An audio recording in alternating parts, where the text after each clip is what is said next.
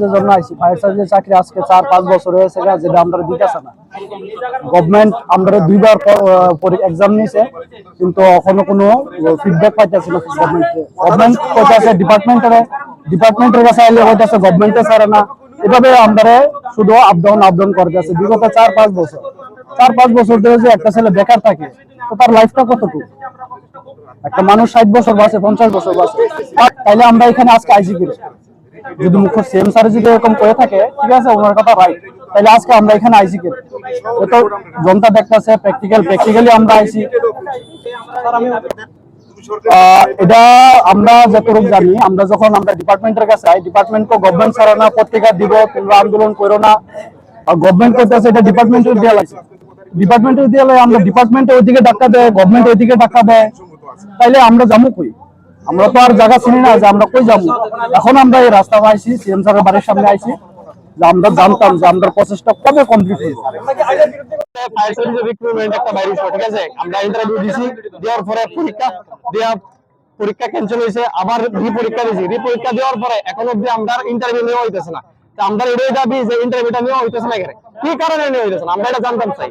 আমরা এর আগে এখানে ম্যাক্সিমাম প্রোফাইল ফায়ার সার্ভিস পুলিশের কনস্টেবল ইন্টারভিউ দিছি, অনেকে চাকরি পাইছি না, ঠিক আছে, আপনার লগে এখানে সবাই চাকরি করতেছে, আমরা কেরে আমরা অপরাধটা কি? হ্যাঁ, আমরা কি অপরাধটা কি? এতদিন এডিসি ইলেকশন আসলো, এডিসি ইলেকশনের লিগে স্থগিত আসলো, আমরা মেনে নিছি, কিন্তু আমরা আজকে রেজাল্ট লাগবো যে কি কারণে হইতেছে না, ইন্টারভিউটা আমরা কবে হইব এই জিনিসটা জানতাম। 4 বছর হয়েছে, ঠিক আছে, 4 বছর হয়েছে আমরা ইন্টারভিউ দিছি, 4টা বছর হয়েছে, ঠিক আছে, আমরা যে ইন্টারভিউ দিছি, দেওয়ার পরে পরীক্ষা দিছি, ক্যান্সেল হয়েছে, আবার পরীক্ষা দিছি, ওখানে আমরা ইন্টারভিউটা হইতো, ঠিক আছে, আমরা তো আর আইনের বিরুদ্ধে কিছু দেখছি না, আমরা যা জানতাম যে আমরা ইন্টারভিউটা কবে হইব এটা দেখতেছি, ঠিক আছে, আমরা প্রসেসটা কি কমপ্লিট হইব কি হইতো না, কবে হইব, আমরা পরীক্ষা শেষ ওখানে ইন্টারভিউ হইব, ইন্টারভিউ হওয়ার পরে মেরিট হইব, ভাইবা হইব, ভাইবাটার পরে মেরিট হইব। তোমাদের ভিতরে কি বয়স উত্তীর্ণ হয়ে গেছে এরকম আছে? হ্যাঁ,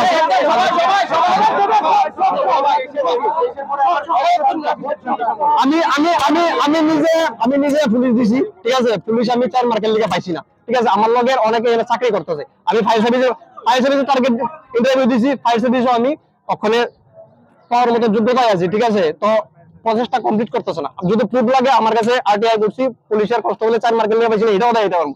আমার কথা হলো যে এখানে যারা ডিউটি করতেছে তারা রিক্রুটমেন্টটা 2022 এর আগে হইছিল, আর আমরা রিক্রুটমেন্টটা 2022 এ হইছিল, তো 22 হওয়ার পরে তারা আমরা টাগে হইছে, আমরা টাগে হইছে পুলিশটা পরে হইছে, তারা আমরা সামনে ডিউটি করতেছে, ঠিক আছে, আমরা বেকার, আমরা অপরাধটা কি? আমরা এই জিনিসটা বলতে চাই, যদি প্রুফ লাগে আমি ওখানে দিয়ে দেবো, আমাদের স্ক্রিনশট আছে, আমি আরটিআর করছি, আমি 4 মার্কের লিগে পাইছি না পুলিশ, আমি দেখাইতে পারবো যদি লাগে।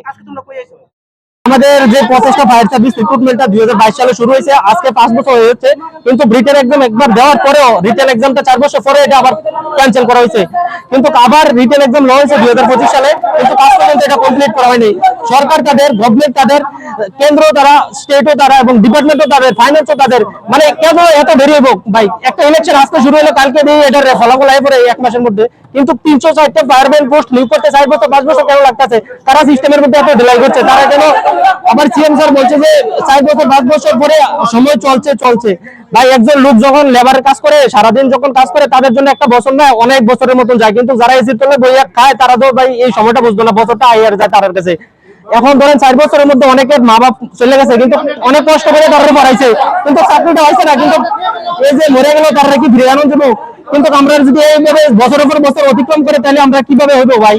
কিন্তু এখন আমাদের একটাই দাবি, যদি আমাদের এই 1 মাসের মধ্যে প্রচেষ্টা কমপ্লিট না করে, দরকার আমরা আমাদের দাবি তো হইলো যদি আমরা চাকরি পাই মানুষের সেবা করতে দেবো, 100 জন ভাইয়ের চাকরির জন্য দরকার হলে 10 জন ভাই শহীদ হয়ে যাবো, যদি গুলি খেতে কোনো কিছু করেন নাই, আমাদের হাতে এখন কোনো আর অপশন নাই।